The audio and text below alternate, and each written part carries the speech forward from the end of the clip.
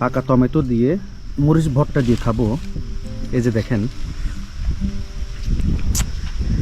এত সুন্দর বাতাস বইছে।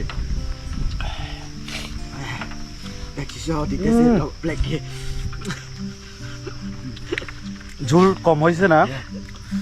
আপনিও লাগবেন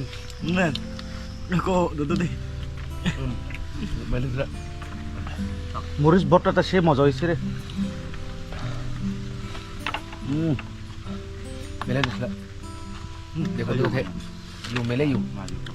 এটা হচ্ছে আপনার কলা গাছের ভিতরে অংশটা আর কি, এটা নরম একদম।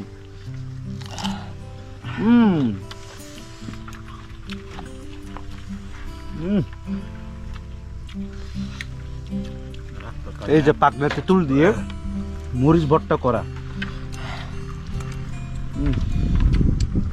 মাছটার তরকারি নেন।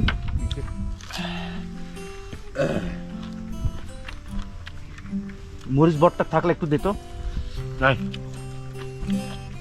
মরিচ ভর্তা শেষ হয়ে গেছে। Thank you.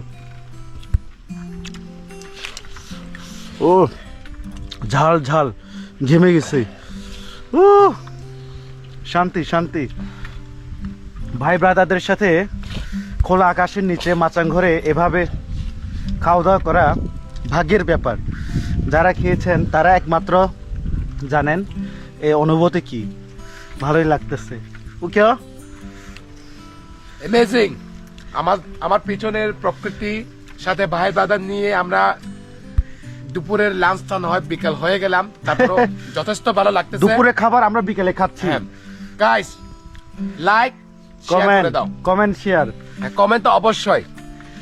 আর যারা আমাদের সাথে এরকম এনজয় করতে চান অবশ্যই আপনারা কমেন্ট করবেন, ঠিক আছে? Thank you.